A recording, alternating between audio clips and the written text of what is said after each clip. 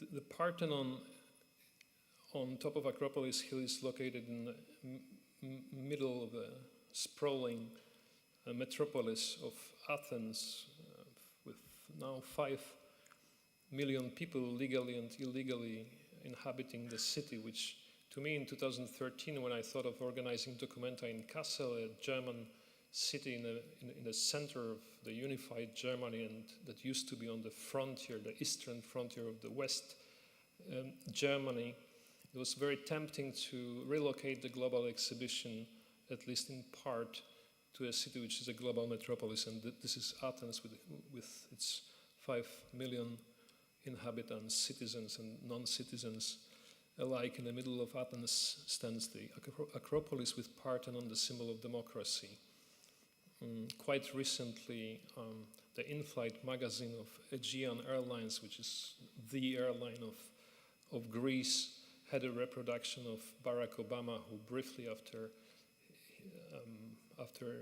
the end of his term as President of the United States visited Acropolis to reaffirm the eternal values of democracy on Acropolis, like many politicians before him, because Acropolis and Parthenon in particular provide a perfect setting for politicians to affirm democratic values. So on the cover of the magazine, you could see Barack Obama walking sort of in front of the colonnade of Parthenon. So this temple bank symbol of democracy has various uses. It kind of invites different forms of use. And as democracy, it is always under construction. As you see, this is the original Parthenon, if we can say so, from the 5th century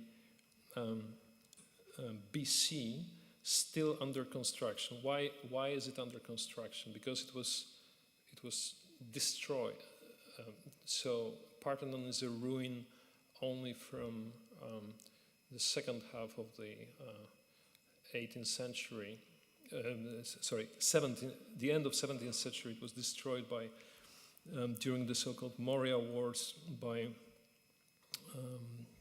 the I suppose German Hessian mercenaries, and I have a feeling that they were mercenaries from Kassel who were fighting on the side of the Venetians against the Ottomans, and there is a reason to it, why I believe that there might have been people from Kassel who fired this decisive shot from the cannon called Lumbarda that destroyed half of the Parthenon, where the Turks stored the gunpowder at that time.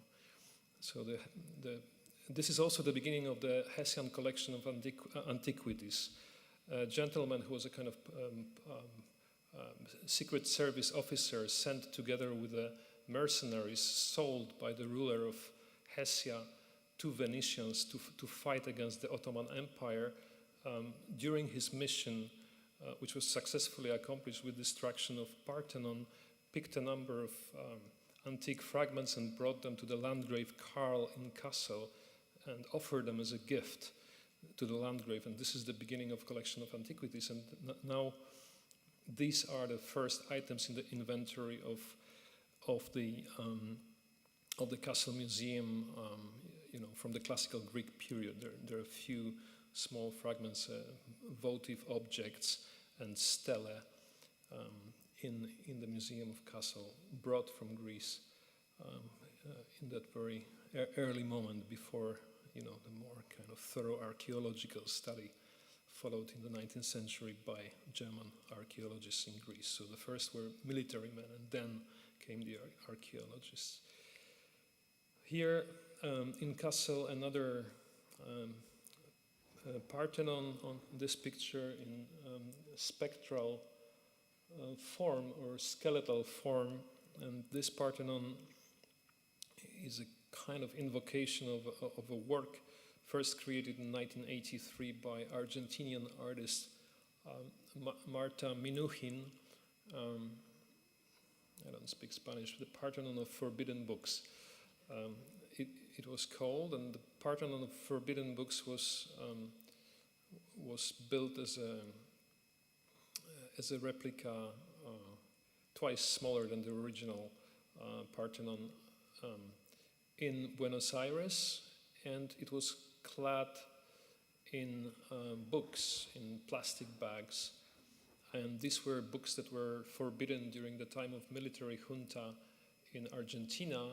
And when the junta ended, Marta Minuchin sort of triumphantly brought these books from cellars and places where they were hidden or sort of interned. And together with the citizens of Buenos Aires, built this huge monument to democracy, which in her opinion was best represented by the books as carriers of political messages that were not welcomed by the Argentinian junta, the dictatorship. So the artist proposed that we recreate this work for the first time since 40 or so years in the central square of Kassel, in front of Museum Fridericianum, which you see to the right from the Parthenon that is beginning to take shape. So the books are being installed, and on the right-hand side is Museum Fridericianum, and Museum Fridericianum was once importantly a library too. It was built in the end of 18th century as a first universal museum in what then became Germany. At that time it was Hessia, the land of Hessia. And in the 1940s, during the bombings by Allied forces, the collection of books of the land of Hessia that were kept in the building of Historical Museum Fridericianum, this collection was partly burnt and partly dispersed in other libraries. And also importantly, the Friedrichsplatz, the Friedrich Square, the square of Landgrave Friedrich, was a site of book burning organized by the Nazis in the 1930s. So this square and this building had a lot to do with books and the kind of politically contested positions that books tend to occupy at times. And perhaps in line with the well-known and very beautiful saying from Mikhail Bulgakov's Master and Margarita, a book which was written in the dark night of the Stalinist Russia, manuscripts do not burn. They have tendency, in a kind of uncanny way to resurface. So the manuscripts, once burned, will reappear once again. And we were thinking, building this Parthenon of books together with Marta Minuchin, that we kind of showing the existence of books that are banned or that are being actively destroyed by different regimes in different parts of the world. Because in 1983, Marta Minuchin made her Parthenon as a kind of political intervention or commentary, or perhaps a moment of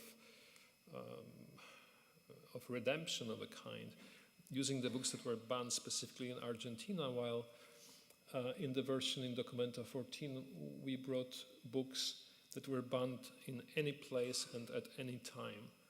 So historically and today.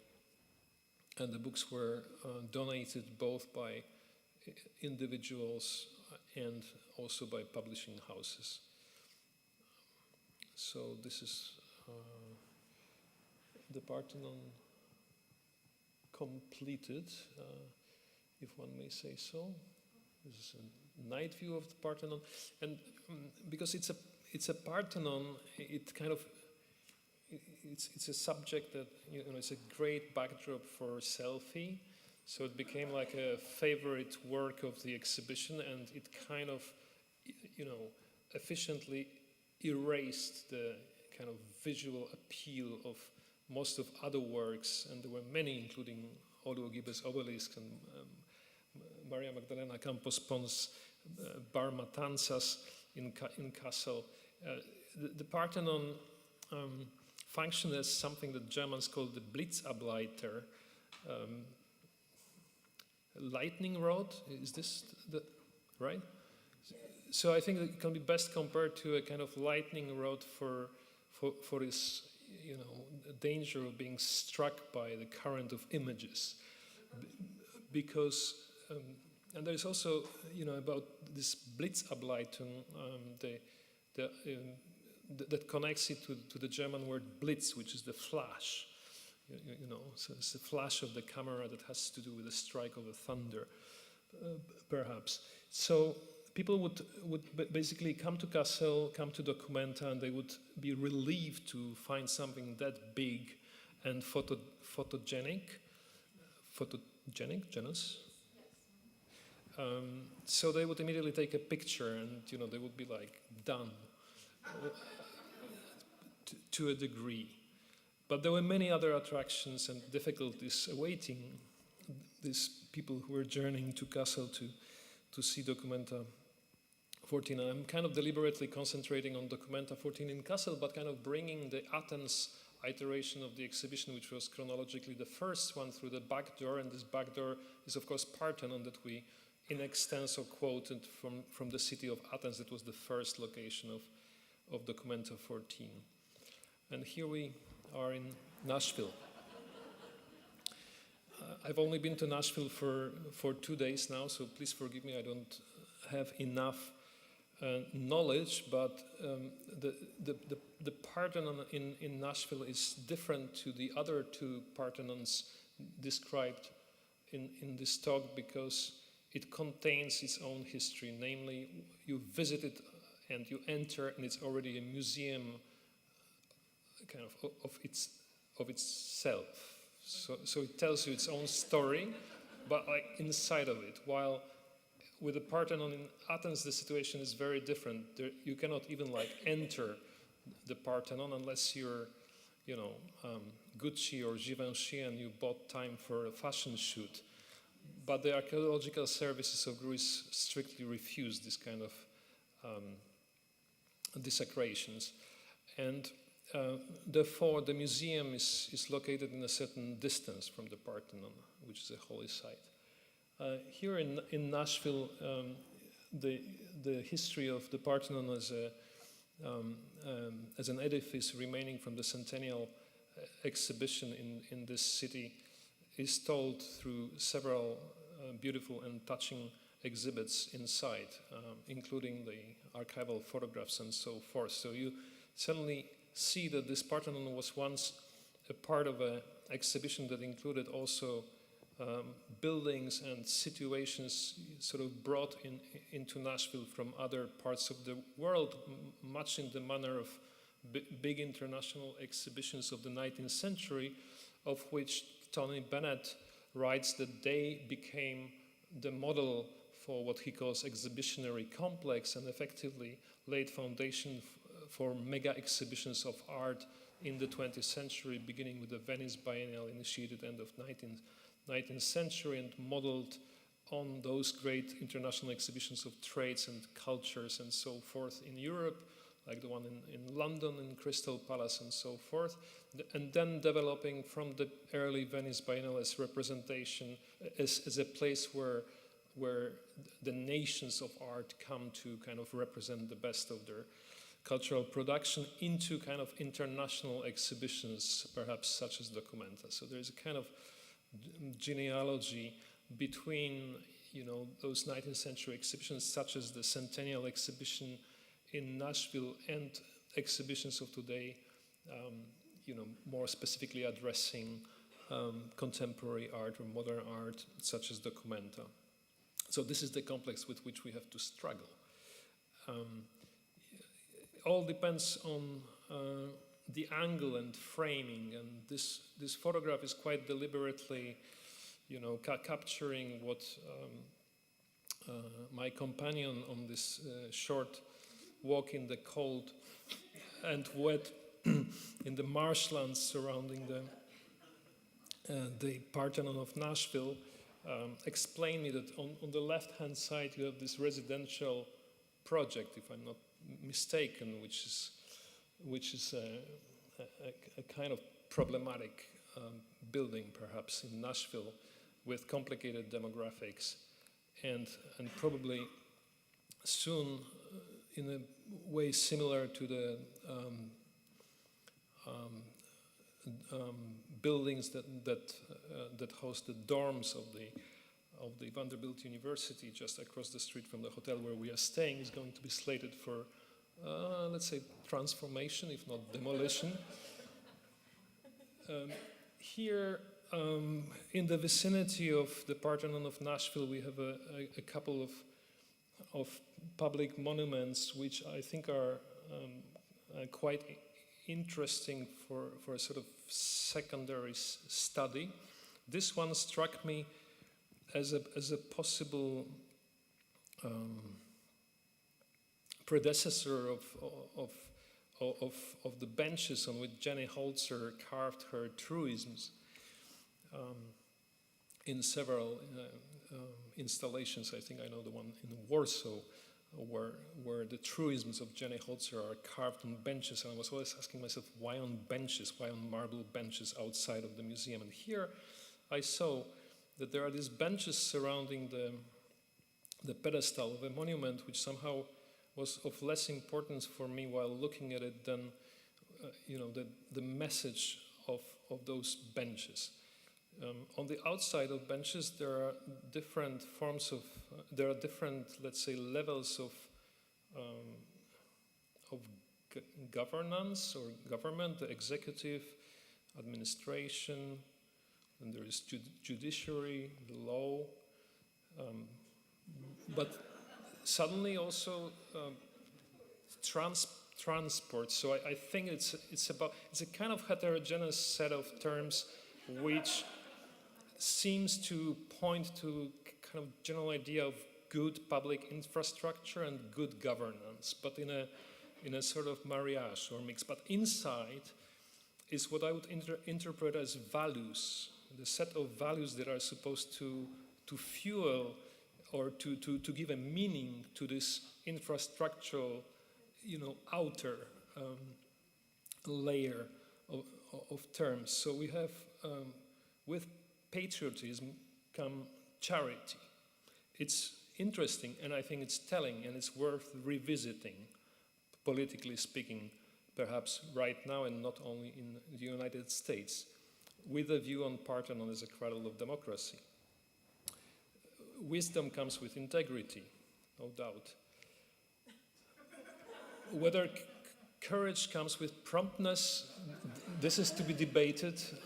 I think artists would disagree.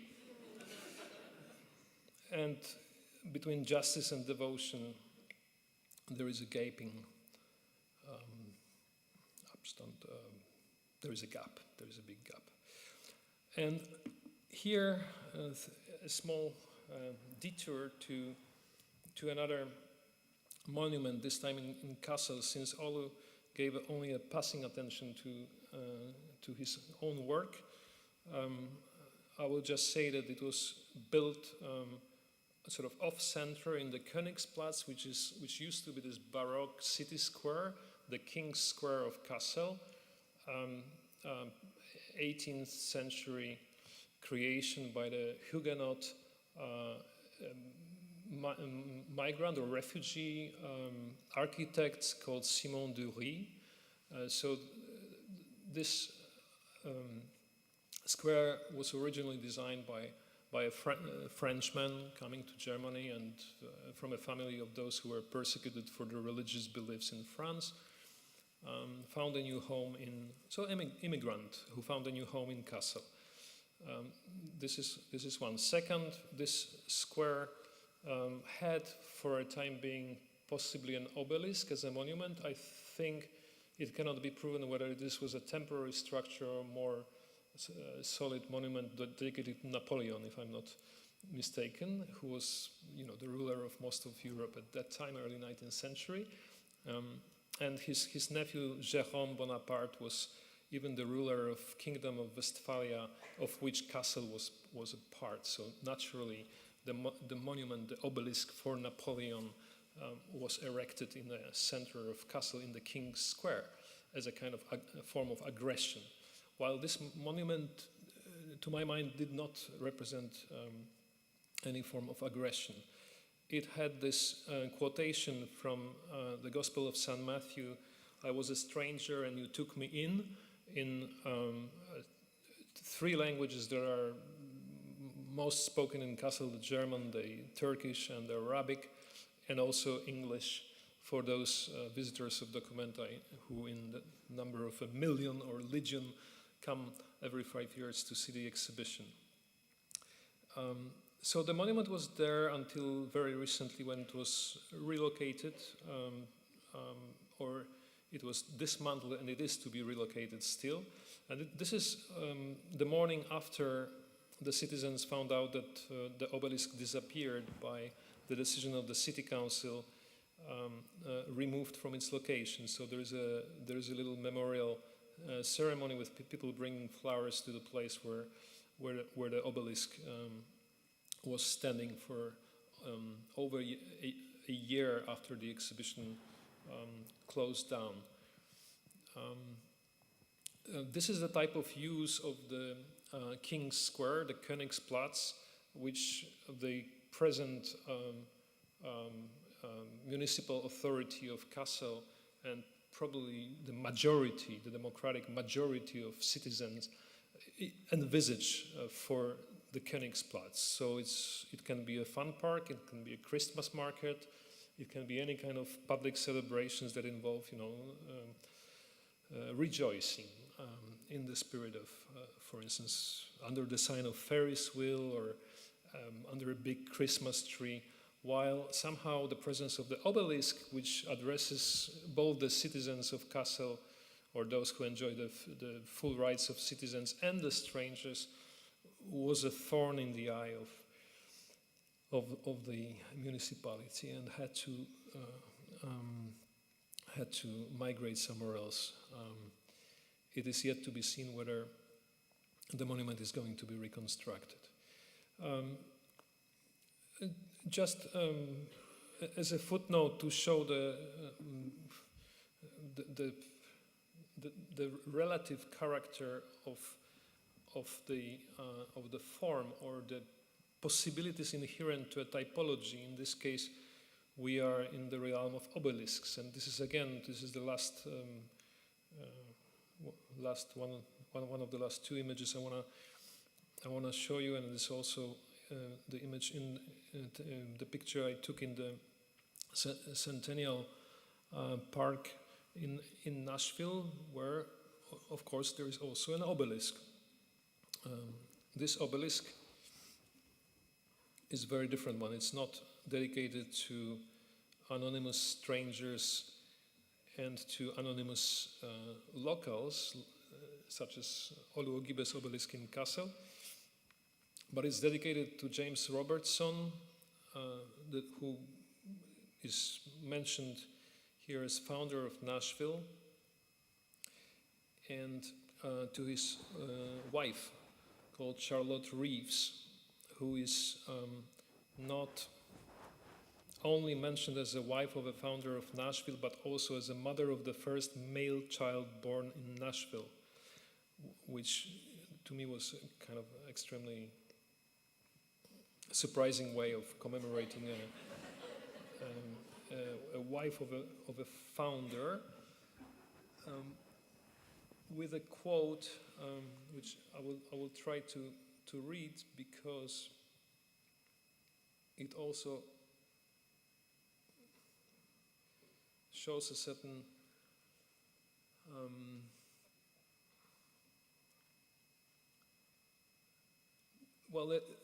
this is not exactly written in stone, but it's let's say it's cast in bronze. But these words, we are the advance guard of civilization. Our ways across the continent. We are the advance guard of civilization, our ways across the continent. This advance guard is exactly the avant-garde. And I think it's a misconception overall of the avant-garde, and it shows a kind of entire ambivalence of the kind of militaristic aspiration in the term of avant-garde and the whole political problem with this way of defining progress as a sort of advance of civilization across the continent. Especially that as we walk a few steps past the obelisk commemorating the founder of Nashville, we encounter the last picture of my presentation and the final image of this talk, which is, I took it from a distance. That's why it's slightly blurred picture, and also I didn't want to, to represent